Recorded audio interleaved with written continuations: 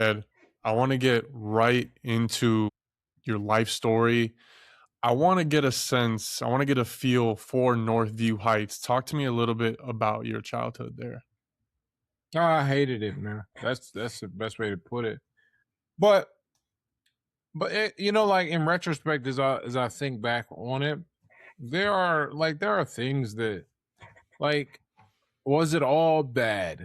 I don't have a lot of good memories from being there. Now I have good memories of my childhood that have to do with other places while I was a child, but I didn't really spend a lot of time up there. I didn't have I only had one friend and I don't even talk to that guy anymore. Like just very different life paths. So it's the kind of place where it's a closed, isolated system, and in that system, it is to live in a neighborhood like that, you already have to be below a certain income level, and that brings along with it a whole set of other problems, and that's what I had to deal with growing up in that area. But now fortunately, I didn't have like the best relationship with my mom, but I think in terms of the things she did to keep me away from that environmental influence, along with just my own general personality, but some of the ways that she was about things, I think I got a good protection from it. But I also really did a lot on my own to make sure I didn't. I had to spend as little time as possible there, especially when I got to high school. High school was a big deal for me because I went to high school across town, so I didn't have to go to school with any of the people that I that were from my neighborhood or anything like that. And so that ends up opening up a whole new social circle and place to be. So I was like never home in high school. In that first piece, you talked about having one friend. Why exactly was that? Were you kind of just like an introvert, or was it more like there's so much going on, so much fights breaking out that I kind of just need to keep to myself to stay low key? What was kind of happening there? I don't know if I would say that I was introverted, but you know what it is. Really thinking about it, part of it is what you can't control, and I got made fun of a lot for different things, and so that automatically, I wasn't one of the cool kids, thank goodness. So like I wasn't good at sports. Uh, I wasn't like some good looking dude or something. So girls wanted to hang out with me. So all of that really kept me from even being like a viable person to have a social life with. People just weren't interested. But and that likely made me less interested in them and the things around them. But I also had my interest that developed on their own. Like I got really into reading books and playing video games. In fact, the only video games I played, I wasn't like gaming on everything. I played a lot of the RPGs. So I have no idea what games are today. Apparently, they are a whole different level of immersive and hour sucking. But back then, these were the games. You read and it was turn based, and you read and it was turn based. And that's not like I found a few guys like talk about games with, but like I didn't hang out with people. It was in fact like when I think about it now, I wasn't antisocial, but I was definitely I think asocial is probably a better word for it until I started to find my groove and figure out where I fit in. And it was really one of the first lessons I got in life that you're never going to be happy if you try to become what your environment needs you to become to have people around you. It's always there's so many different milieus and environments around. 'Cause you can find some people. It might take a little while, and kids don't always have that patience. Thank goodness for video games and books. If it was up to me, I just play video games and read books all the time. That's what I would do. I hung out with my cousin a lot. Interestingly enough, we don't really talk anymore either. But like again, different life paths and different things like that. So you just found different ways to cope and survive. And really, I was talking about this the other day. But another really powerful lesson that I only realized in retrospect is that no company is always better than bad company. If you have to choose between doing things that are self-destructive or spending your time around people you don't really like to feel some sort of connection and belonging versus just hanging out by yourself. Always choose just hanging out by yourself. That doesn't mean you should like go out of your way to not try and make friends and meet people, but if these are the only options that present themselves to you at the time, fall back to no company and then wait till you find your people because you'll find them. If you're actively working on yourself, you'll find them. And I think one thing that stuck out for me right now is like you talked about that one friend that you had that you don't talk to him anymore, and that cousin as well that you used to hang out with that you don't talk to him anymore. Is that like a reoccurring theme in your childhood that there's a lot of people that you never Nah, kept there were tapped into? only so in terms of like if we like break down my childhood, which I think into three segments, which would be from 0 to like however old you are in the fourth grade. That's when I moved from the Hill District to Northview Heights, and then from and that would be the first segment. Then my time in Northview Heights before high school up until I was 14, and then post high school. I think in the first two segments, I had one friend from when I lived in the Hill District. Lived in the Hill District, and we actually fell out of touch. We just fell out of touch, and we actually reconnected now. I have talked and hung out and done some cool stuff. But he's living a life that like this makes sense. The two friends I had two close friends that I spent my time with, and we'll throw my cousin in there too. Well, my cousin was around the whole time. I hung out with him the whole time from childhood up until probably like how say 6 years. Wow, 6 years ago at this point, 6 or 7 years ago. But we'll get to him in a minute. But the two friends I had up until that 14-year mark, one of them moved to Atlanta. He moved to Atlanta when we were like in the seventh grade, and that was, I was. That's how that falls apart. But the other guy, we played video games and we're interested in some of the same stuff, but there was never a maturation for him. In fact, as far as I know, like the last time I saw him in person was at my mom's funeral, and I had to go pick him up in a car from the projects. So he was still living there. I think he was living with his mom or like still there, and just living a way that there's not there's nothing we can talk about. There's nothing we can do. I'm not stepping down to you. You haven't done anything for me to like have a conversation with. And I don't have any type of I know how that sounds when I say it. But I'm also just aware of how we grew up and how the examples that are set for you are the examples that are set for you, and that's what you tend to emulate. Very few people have the wherewithal to kind of buck their surroundings if the surroundings aren't even remotely supportive. And then it just becomes like, at this point in my life, I get my sister said it best one day. She was telling me about a cousin that tried to reach out to me and I wasn't responding to messages. And she just said it. She told me what she said to me. He's like, well, he's worked really hard on the life he's got. So you gotta, and then she just kind of trailed off after that. And I was like, well, no, that's a good point. I mean, there's nothing I will gain from it. My time is limited. On top of that, now that I have a kid and I've got the work that I do and in the different ways that I basically volunteer, it's lightly paid, but I'm certainly not doing it for the money. Let's put it that way.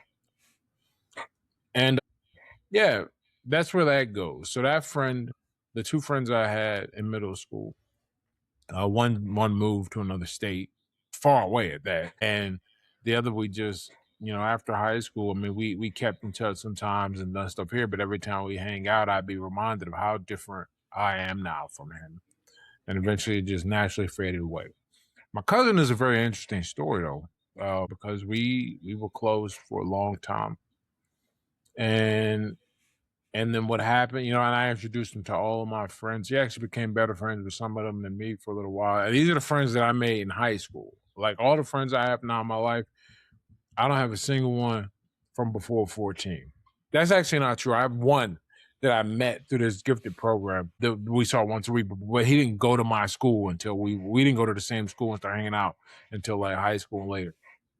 But But yeah, he was coming along, but he just wasn't getting things together. And we had like lived together, stuff like that. And I knew he had like, his issues, but they just weren't coming together. And then one day he decided he didn't want to like talk to any of us.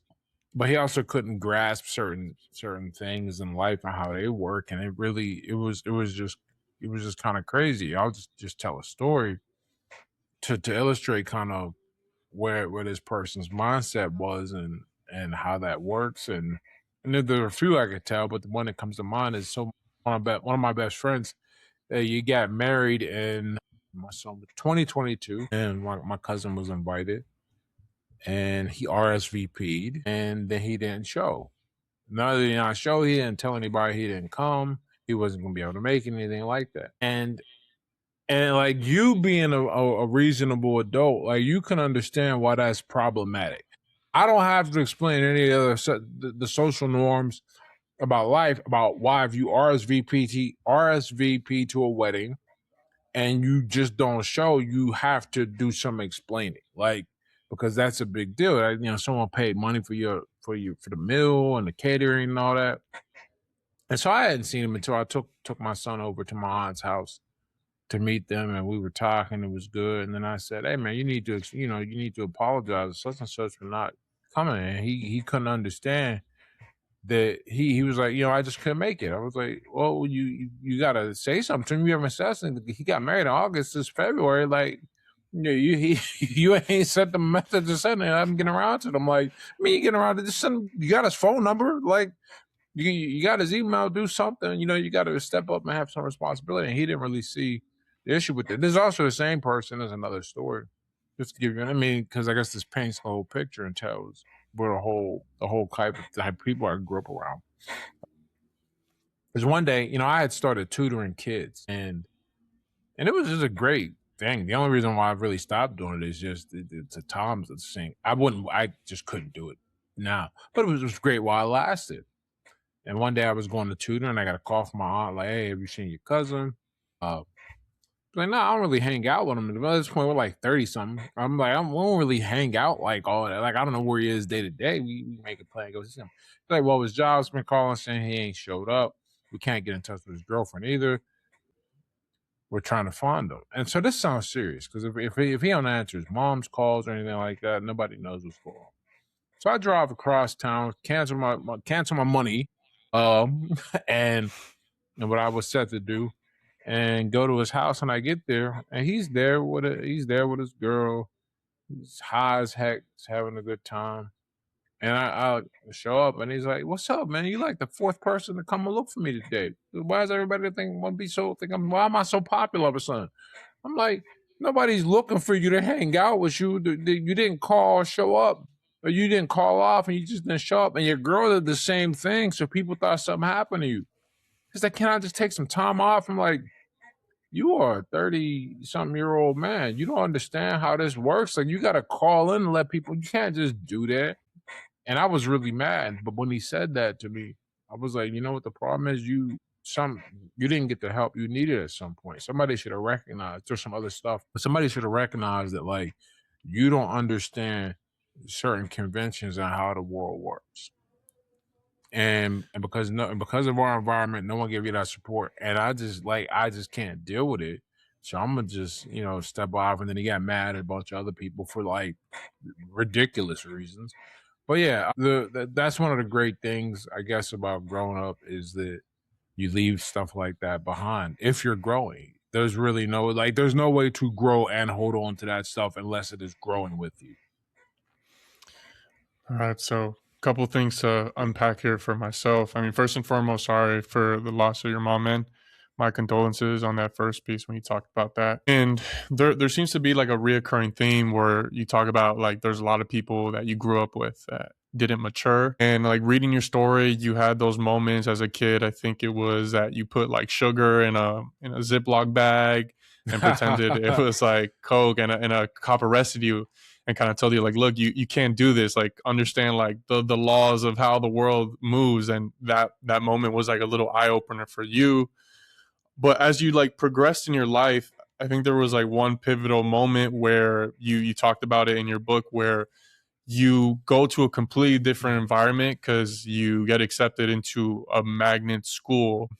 For yourself, do you feel like that was the first time where you kind of see something new and you feel like your life is starting to change, or before that were you thinking of something different past the Hill District? Well, you know was cool about life. There's a lot of things that don't make sense, and you don't understand until you look back. You when you're going through it, you don't really know what's going on. I had just watched this great video kind of on this concept, and with the example he gave, he was like, "Look, do you think when they were doing all the rioting and burning things down and standing up, and then getting pissed when she goes, let them have cake, you know, do you think they knew what they were calling it the French Revolution? They were like, no, it was just what was happening. It was only in retrospect that we give it that name, and the collective events had meaning. I say that to say that you know, I knew when I was going to that school that I was in a different place, but all I knew was I was in a safe place. It was in a place where I felt more comfortable being myself and I can make friends, meet people. That's all I knew. I didn't know. I mean, at this point now, what it is 2026. I entered in 2000 or not 1999. So it's 27 years since I started high school. Is that right? That right, math? Yeah, 27 years. So I can look back at that now and see how that set a course of events in motion, how it deviated my path just about a few small degrees, but very significant degrees. But at the moment, no, I didn't know what would come of this. I just knew what I was dealing with prior to it and how it was a different setup for everything in my life at that point in time. And correct me if I'm wrong, like once you enter the school, I think your sophomore year, you start to play football. What was the reasoning there? Like why do you start that? I can't remember. I think it was probably because they I'd seen my they were okay. So I know my personality. So what likely was one of the main drivers was just wanting to not be a regular dude. Because when you grow up kind of neglected, you start to see everything through the lens of how you can earn some type of attention or affection. I remember this guy I follow on Facebook. Well, when my Facebook was not suspended, it was like one of the signs that you had a rough childhood or something to that effect is that you want to be famous. You want people to know and see you. And I was like, oh, that's really interesting. I definitely have struggled with that. I did it. Like I need to earn my attention and place, and people need to feel like they have a reason to be around me because I don't feel worthy otherwise. So football kind of gave me that. Kind of gave me a way to build an identity. And also, in the book I talk about how the way our gym class was set up, there were these different physical tests we had to take. And I found out without, training or anything like that, I can run a 4.740 and bench 225 pounds. And I said, and then every guy was like, yeah, you should play football. And I was like, maybe I should. And so I did that. And that piece that you said wanting to be famous, like in hindsight, what would you tell your 10th grade self right now about that? Would you tell him keep doing the same thing? Well, you know what I'd say? I'd say, do less of other stuff because and just and really focus on that. I don't know how far I could have gone, but I think I didn't go as far as I could have. Largely, I was just split in different areas and I didn't really have a path. I stumbled into it. What I really would do is I'd go back and tell my younger self, younger than in the 10th grade, I'd say, look, your mother is crazy. You have a lot of natural athletic ability and you need to harness and develop it. Let her or make her get you to make her let you play football. Because she wouldn't let me play, in the little leagues around a town or anything. So I didn't even discover I could play football or anything like that until I was in the 10th grade. Why didn't she let you play? She had this idea that I'd be just seen as another black kid that plays sports, which is so ridiculous. So ridiculous. And on top of that, like I didn't really press the issue. So I don't know if she would have bent because she bent when I decided to play in the 10th grade. But I wasn't like so interested in sports that it was a thing for me to try, you know. Mm. And talk to me. Well, this is backtracking a little bit, but talk to me a little bit about Miss Tiny. Mistiming and just there's a lot of ways. Yeah, you mean like in general or a specific incident?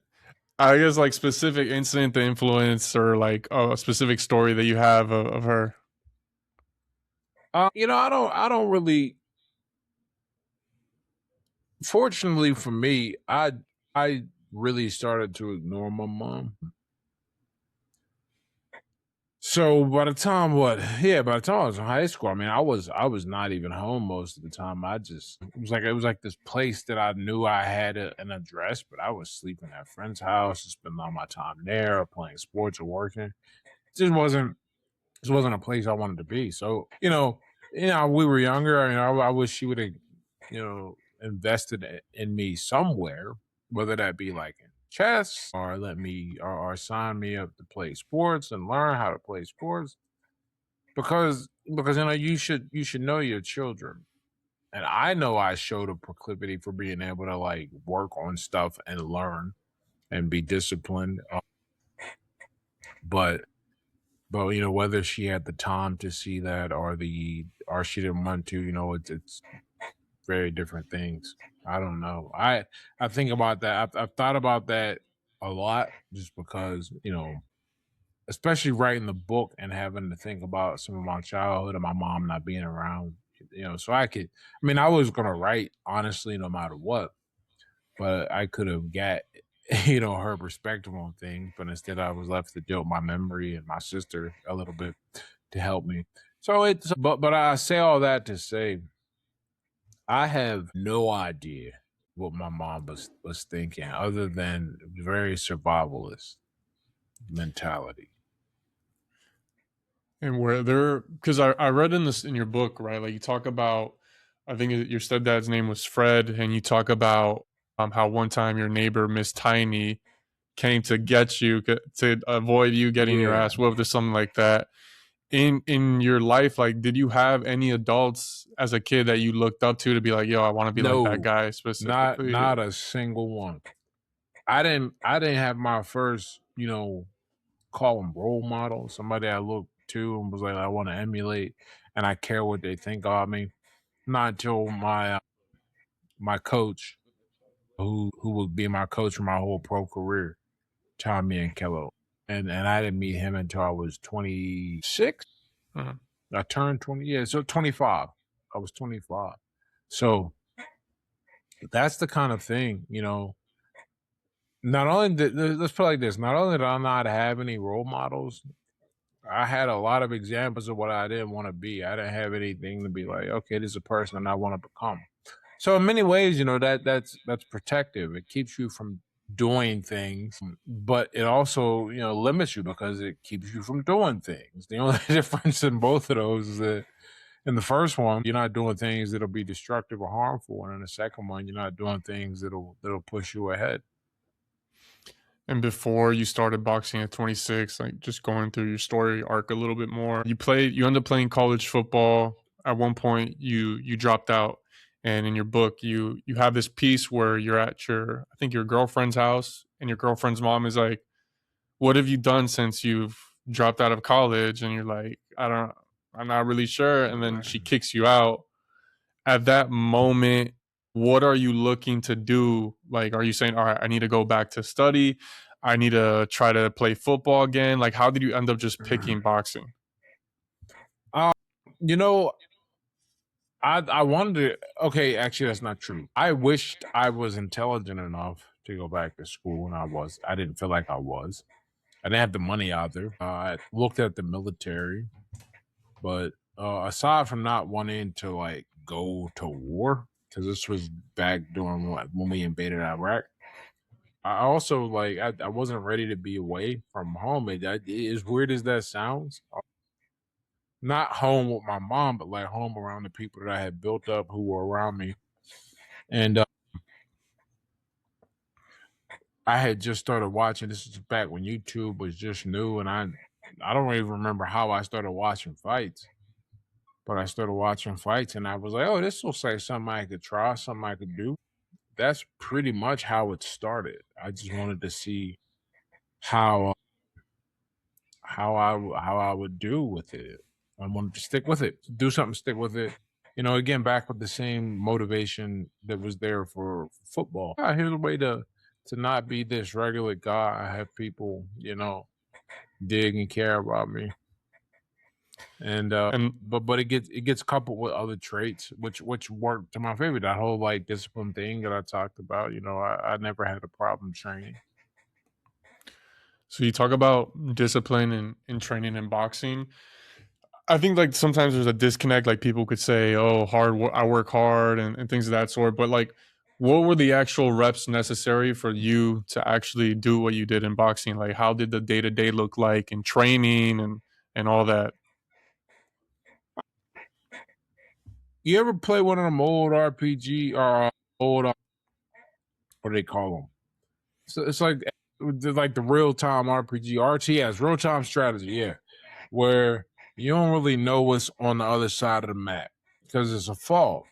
And each time you expand, you get a little further and you see what's there. The best way, that's like the best way I can kind of describe it. I didn't know where, what, or how things would turn out. I just knew that if I keep doing it this way, I'll continue to develop. And where that development takes me, who knows? Because there's a lot of luck involved in how my career turned out, but it's all luck that I was in a position to take advantage of. What's that saying? Hard work plus luck, or preparation plus hard work equals success, or something to that effect.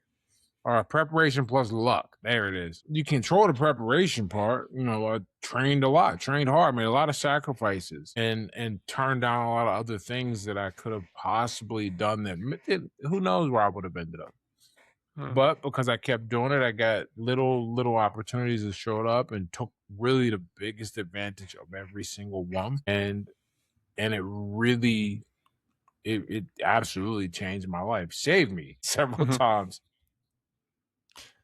And then when I was reading, like doing the research in your amateur record, you had beat former IBF champions like Charles Martin, Dominique, who was an Olympian. And when you turned pro, Rock Nation Sports, Jay Z company signs you. It's pretty big deal. Like, talk to me about like the lead up to that. How exactly did you make that happen? Man, boxing is funny, man, because there's sort of a ranking system, but there's not really one. And what I mean by that is like, take how we typically think about like baseball or football or hockey. There's a draft, and that's a selection from all the best amateur players, all the best. And if you don't get selected on the draft, you're not really going to have a professional career. Boxing's not like that. Boxing, yes, what you do absolutely matters, and if you make it to the national level stage, they're going to find out about you. But that doesn't mean they care, and that doesn't mean there are other people who are a little better or better suited. A lot of it is connections. One upset too can change the whole calculus of the thing. So you got to be smart in how you're dealing and doing things when you turn pro, because unfortunately boxing is like one loss and you're kind of out. At the very least, two losses and you're definitely out.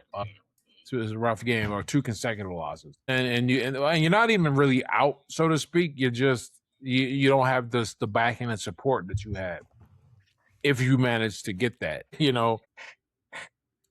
But the amateur career I had beating those guys, that was a result of getting selected for this program, and it was out in California where those guys were. I get that opportunity because of all the training I put myself through, all the chances I took to get that training. And that gets me to the national stage. I control this. I don't control who I get drawn against, who is Dominic, but I'm in position to beat him because I've been training. Same with the fights. I fought Charles twice. I don't think one of those is on there, or maybe it is. Maybe both are on there. But I fought Charles twice. Once at ringside, then again at the Police Athletic League tournament in Toledo. And Charles was actually my stablemate. His coach was normally my coach for that fight, but because we were both in the same camp out of California, we had to make a decision. But I took extra reps even when I was out there. We only trained half the day. And guys would drive over from the apartments. I ran between the apartments instead of driving. I was able to keep my cardio high. I go to the gym in the evening and then do training instead of hanging out. I really took advantage of it, and it came through in every chance. I was always as good a conditioning as I could be and as sharp as I could be at that time. And the idea is that when you lose a fight, you want to make sure if you lose a fight, it's because the other guy was absolutely better than you, not because you didn't do your best in the training. There's no shame in losing if you show up and you're just not good enough. Ain't no shame in that. A lot of shame and a lot of regret you can go home with if you show up and you could have put an extra rep in here, or you were out partying and drinking there. You have to live a certain way, and I think for most of my career, absolutely, I lived that way. I didn't lose. In fact, the professional loss I have, I mean, like, look, I can. It sucked, but I feel like I was as good as I would have been at that time that I could control. Now, whether my coach feels that way, like he could have taught me something else, is completely different. But how I feel, or how I feel now when I look back on fights, you gotta lay it all out there at some point. And with boxing, I saw a video of yours on YouTube where you talk about like you recommend everyone to go out there and try to train and at least do a fight, right? Like you said, the reason to train is to like actually do the fight. What in particular do you unlock when training and fighting in these matches that you didn't have before that now you have in your bag? A few things. I guess I'd have to, I could make a list, but we'll see what comes to mind immediately thinking through it. First and foremost is confidence. And everyone talks about how they're going to build confidence, and there's all these tricks and methods and stuff like that. Look, I can tell you what worked for me, and it is there's no easy ways. There's two ways to get something: the hard way and the really hard way. And every time you try and get it the short way, you end up doing it the really hard way. So you do the hard way. And I can't think of anything that'll make you more confident than having a fight on an elevated platform in front of a bunch of other people who are doing nothing but look at you. And the other guy's trained to fight as well. This ain't no street brawl. He's also trained. Now, whether he's as trained or as good is different, but the point is he is prepared and expecting this, and he's approaching it without malice or poor ill intent. So he's got a clear enough mind, at least, and knows what to do. You do that a few times, and you learn a lot about yourself. You learn that public opinion is going to be there, and you never really get tired of it, but you learn how to manage it. You learn how to manage what it takes to actually get in the ring in terms of the physical preparation. You end up developing these bonds with people. Just the part that there are a few things I got from boxing I wasn't expecting to get. That's probably one of the bigger surprises, that and the way it makes you, well, the social stuff in general, all of it. But you learn that people are depending on you, and they're making sacrifices to make you better. And a lot of times they don't get any recognition. I remember all of my amateur coaches, most because these are guys that they're not getting paid to help me fight. They're doing it. They're really there for the love of the game. And you need these people. They might not be the most skilled trainers, but they're the most dedicated, and they're taking time away from they could be doing other stuff. But whatever that other stuff is, they could be doing it. But they're here investing in you, and that puts the burden of dependability on you. And I think a lot of people don't have that feeling. The closest, if you have kids, you get that feeling. But if you go your life without having a job, it doesn't really create it because you're being paid for the job, right? That's the difference. In fact, as I'm talking through this, I was thinking about the next kind of fight theme video I was gonna make. And yeah, that's the difference between, the amateur fighting, any kind of fighting really, but at least in the pros, there's some compensation, even if it's like the the minimum the state makes the promoter pay you. But you were there dedicating yourself to something that is extremely difficult. No matter how much fun you have, you're one of those guys likes to get hit, whatever, it's difficult. And then you are put on a stage in front of people and you reflect everyone and people gotta like you. Otherwise, you don't get on the show or guys won't fight you. It's a weird kind of balance that way. You learn to navigate all of these social contracts and all of these emotional intricacies. I don't think there's anything that can get you there because there's nothing you do voluntarily to this level. Every guy that fights Yeah. starts as effectively a volunteer. Even if he's a fool and starts fighting pro from the jump, which you can do, he still starts as a volunteer because that 6 to 8 week period, no one is paying you, and you still got to show up. Like you don't get that money when you sign a contract. You get that money after the fight's done. So all that preparation, you got to be in there killing yourself. And so you just mentioned right now, like there's no shortcuts. There's either the hard way or the harder way. And you've talked about this term before in other interviews where you talk about Kaizen, which is like a Japan. It's from Japan, and I think it's the definition of Yeah, trying to make marginal improvements every day. I really just want to tap in real quick, like with boxing, like what was the thing that would drive you to, run miles upon miles and go to practice even when you're not getting paid? Like what are you thinking about in your mind? Is it more so like I'm pissed of my childhood, or I just want better, or like, you know what I'm nah. saying? Like I don't know, like what are you thinking I've to I've motivate I've you? always been good at compartmentalizing things. Maybe too Hmm. good, but that's another story. In terms of motivation's a fickle beast, man. You Yeah. can't really do that. You can't rely on motivation because one day you're motivated, one day you're not. And if you train like that, you're gonna go get creamed. Hmm. I would say the thing that drove me though, that let me kept getting in there and doing it, let's talk about one part, which is you have some early successes. Those help because you don't feel like a failure. But then when you encounter the failures, what keeps you on them? Well, your early successes. Okay, so what happens if you don't have early success? What keeps you going? You gotta love. At least this was for me. I just liked getting better. The improvement was its own reward. Like, and this is a strange concept, I think, certainly in the modern world, which is getting better at something by itself. And if you can get fired up about that, if you like improvement, no one can stop you. I read about this concept a little while ago called it's like a rage to master. And you'll see that in kids who, if your kid has it for something, the worst thing you could do is try and get them to do something else.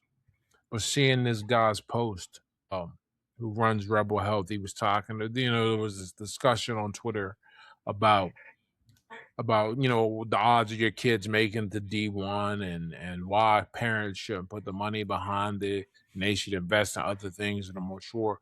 And this one guy said, he's like, look, I tried to get them to do something else. They had no interest in taking vacations, partying. It was volleyball the whole time. Fortunately for them, they had the genetics for it, and now they're both Division 1 volleyball players. But that's kind of how you gotta approach the thing, because it's a little different with kids, but not that much different. The only difference is like the opportunity cost, or not opportunity cost, but the other responsibilities they have are so minimal that they can focus on it. So when you become an adult and you're doing something like boxing, it's really important to want to rage. You have to have the rage to master. because it's so easy to go. I tell these guys all the time when they say they want to fight. I go, well, why do you want to do it? And whatever your reason why is, if I can take that away from you or keep you from getting it, you're not going to make it. Here's what I can't take away from you. I can't take away your rage to want to get better. I can't take away your love of the game. I can't take away the relationships that you build. I won't say that. Let me phrase that differently. I can't take away your love for the environment and the people in it.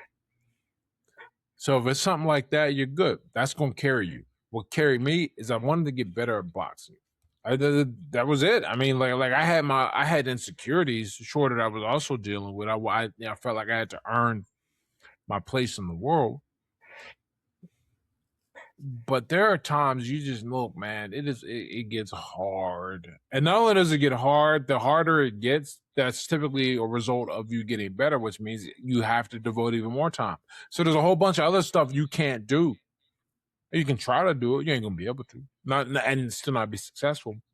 So what's keeping me going? What's keeping me going is like, I want to see how far this thing can go. There we go. I put that in the buzzer. I want to see how far this thing can go. And when I'm done with this, it's going to be because I went as far as I could go. No matter what the reason is that I can't continue, whether it's injury or I lost interest, it doesn't matter. Henry Tillman Jr., he's the last guy who won the heavyweight Olympic, the gold medal for us. He was one of my coaches in L.A. And one day we asked him, for a while, Henry Tillman Jr., well, his other claim to fame is he's one of the guys that Tyson finished in the first round. But we asked him one day, we said, when did you know that you wanted to quit, that you were done? He was like, I just didn't want to go to the gym anymore. And I couldn't make myself want to do it. Because I've been under a few different coaches and a few different gyms, and they're all kind of the same. In other words, if you don't like that environment, switching gyms ain't really going to do anything for you. Not if you're there to be serious about it. It's one of the big differences between an amateur, a childish mind, and an adult or professional mind about the thing, is that we can talk to a kid and try to make it fun. You talk to an adult, not worried about it being fun. Who cares if it's fun? Like what's fun? Not doing this. Okay, so if you want fun, you don't do this. But if you want to learn how to fight, yeah, that's what drove me. I wanted to see how far I could go. That piece of the rage to master, I think that's spot on. I've seen it. I give you an example in my own life. Like I had a friend one time tell me they wanted to start a podcast, and they did it for like 4 weeks, and they're just like, oh, I don't know if I want to do this anymore. And like for myself, I just thought it was like kind of crazy because I've been doing it for years and I haven't made any money with this, but I love the grind of it. I love the reaching out to people, preparing, and it's really just that. Like I don't do this thinking like I'm gonna make a lot of money. I mean, hopefully that'd be cool, but I like the craft of it. I like the whole kind of process, and I feel that's the whole, man. You gotta love. I wish people understood that, because anything that is attractive for the money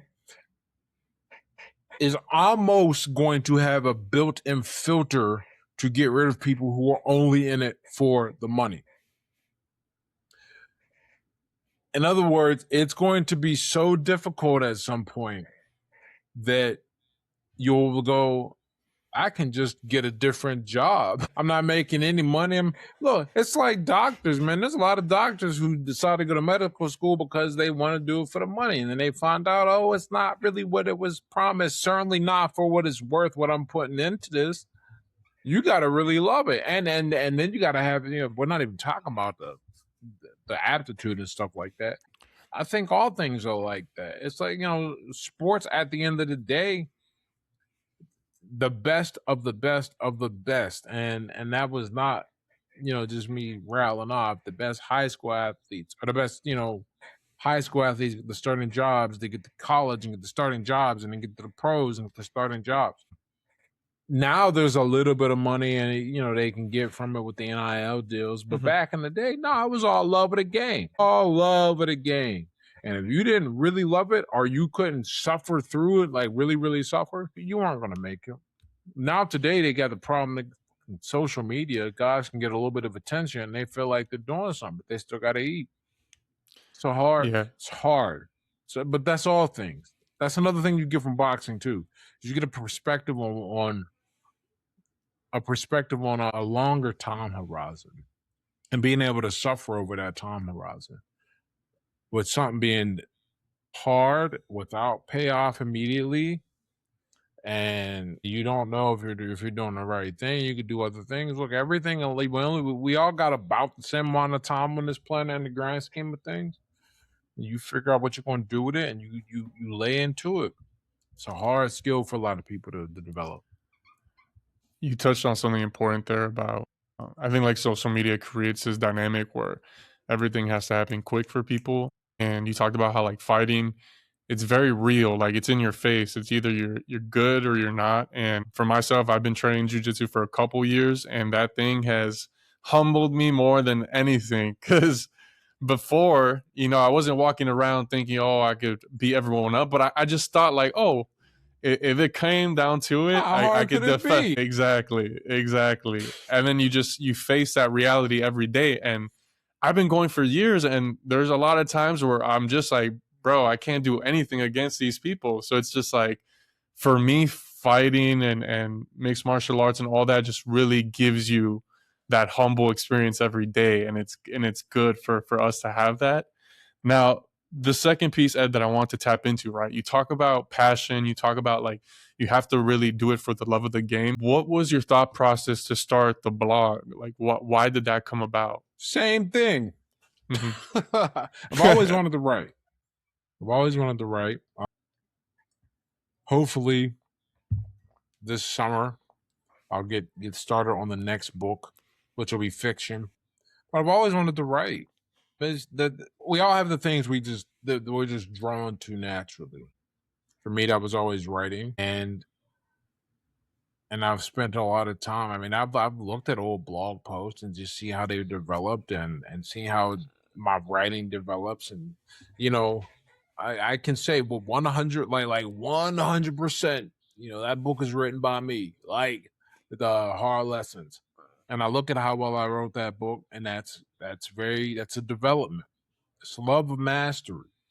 Now, fortunately for me, we live in a day and age where like writing can, you got to learn other supplementary skills, but overall the core of it is communication, selling yourself, writing well, and then also delivering. I can make a living writing in different ways.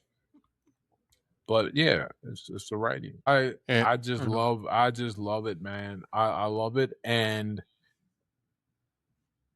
initially, when I first started building my audience, there was, again, no money, nothing. In fact, I'm trying to think. I had a few different blogs, but I didn't really dig in and learn until, we'll say, 2012. By 2000, and when did I graduate college? 2018. 2018 was the first year that I was like, oh, I can make money with the audience I've built through affiliate products that I use, things like that, being able to write, sell, and talk about them and being authentic with myself. In 2019, I released my own things first. I'm like, wow, this is cool. So again, though, the 6 year period of how long it took for me to figure it out, and I'm still getting better at it. Like still getting better, and still really, I would say, yeah, I know exactly what to do to make money writing, which is important because it, you know it ain't easy, especially with AI now. People thinking they can just use AI and do stuff, and it's like, well, I spent the years building a thing AI can't replace, which is I hate the phrase, but we don't have a better word for it, a personal brand. mhm. And I didn't get into it thinking I'd build a personal brand. I just wanted to be a writer. You know what I was thinking? I was like, okay, I built enough audience. You know, when I release a book, some people will buy it. You know, that's Right. kind of how that went. And similar to boxing, right? Like writing, it requires an insane amount of work. But for context, again, like I'm really big on like what specific things are necessary to become great at it. For yourself, how did that look like in terms of just like, oh, I spend this amount of time writing every day, like kind of walking through your process? No real process. I mean, at this point, I'm probably writing 2 or 3 thousand words a day. I would be surprised if I'm doing more than that, but that feels about right. But the kind of trap that writing has set today, and I think it's always been this way, but the difference is you didn't have the feedback, and that feedback's not always good. In this case, this is one of them. Now a person can just write, people will see their posts, their tweets, and they go, "Oh, that's fire, that's fire." And it's like, yeah, you ain't really that good. You just found people who like what you're saying. But are you saying it the best way you could? Could you be better? What do they say? The greatest enemy of greatness is being good enough. So if you're getting results, you don't really get better. If you're not having your writing looked at by external factors, you're not getting better. I can tell you the things that improved my writing the most. One was going back to school for physics. People think that's not connected. I had to write so precisely and so clearly to be understood. That translated into everything else I wrote. That was a big leap. The next big leap was writing this book because even though it was gradual improvements, I was on a clock. Whenever you sign a contract, you got that thing done in a year, and they want to have the first pass. I'll give you the pass back so you get it, and if you don't get that, they say they can do it. I don't know if they would, but they say they can take your contract back. I was like, I done spent all this money already. I really don't want them to take that shit back and ask for it because I ain't gonna be able to pay them. So I get that done, and people look over it, and I'm like, boom, they get it. So there are these external judges of the content that helps. The thing that then took it to the next level after that, getting into YouTube, because people think it's just a video platform, and it is, but really is. It's just another medium for communication. All of my scripts are written. Now I have to be able to deliver it with a certain cadence and tone, but the words help. And I can see the engagement. I can see how people will react and respond to things I say. YouTube analytics are great. I mean, the analytics on a blog are great too. You can see what people, if they're sticking around. But yeah, all of this stuff goes together. And if you use it to improve, you use it to improve. And then I'm always pulling in learning. You got to always be learning. Can't ever stop learning. And people say that, but I don't know how many people really mean that. I'm looking at my desk right now, and the book I got on my desk right now is Exercise Physiology, because I'm studying for the CSCS, because I think that'll help with some things I want to do with boxing in the future. And then, right up here, I got a book about networks or graph theories. They call it mathematics, and then biochemistry right there. And I just picked up this book because I like the writing style. It was Dollar, the Hunter, and I like the writing style because that's the style. She writes a lot. I don't know if you ever read Cormac McCarthy. She writes like him, and I like the way Cormac writes. In particular, I have the book No Country for Old Men, and I said, okay, I like this writing. And I have another book back there I got from the Red Queen. You probably can't see it, but another book in a style that I like to write. So I'm always pulling in different things in my head and writing and trying to explain and get things out there. And that in turn improves my ability to write. It gives me different analogies to draw upon. I wrote this article explaining internet porn addiction. And the way I describe it to people, I say, look, the internet did to pornography what baking soda did to cocaine. It took the same product, it made it more addictive, cheaper, and easier to distribute. And you can only make that analogy if you have two different worlds to draw from. Well, I was talking to some kids at my buddy's birthday party. I call them kids, but they're in their 20s, but that's what they are. I'm 41. And I was explaining how, the problem with online dating and digital communication is that it takes an analog signal and tries to compress it to digital. And when it's an analog, you get all the variations in the real world digital. You just get the best representation you can using ones and zeros. And some that works for a lot of things, but a lot of information is lost. And so our communication becomes muted. And the one guy was an engineer and he was just vibing. He was like, yo, that makes a lot of sense, because, but you can only make that analogy if you're always pulling in stuff to work with. You just have to have a love for learning and getting smarter, and it helps you communicate with people. I also make sure I spend a lot of time online, but one of the reasons why I effectively volunteer coaching boxing is puts me around people. It puts me around people and something that I have some expertise in. So, but I have to figure out how I transmit that to people who don't. And that lots of different analogies, lots of knowledge, just lots of communication. I love that piece where you said of just like pulling from different areas. Kind of reminds me of there's this movie called Slumdog Millionaire. I Where love that movie. Yeah, that movie's dope. Where for people that are watching the podcast right now, never seen it. This guy gets randomly picked into the show Who Wants to Be a Millionaire, and every question that he's getting right, it like flashes back to some point in his life where he learned the answer through experience, which is super dope movie. So Ed, so much gems here that I need to tap in again and rewatch this. I think like the biggest takeaway for me, man, is just like it's cliche, but there's really no shortcuts to anything we want to do. As bad as we want to hear that answer of like, yo, give me the hack for Twitter for to go viral, all these things. It's one step at a time. And where can people find your work? Feel free to drop your X account. Oh, yeah, I'm Ed Latimore everywhere, man. EdLatimore.com, Ed Latimore on Twitter, Ed Latimore IG, Ed Latimore on YouTube.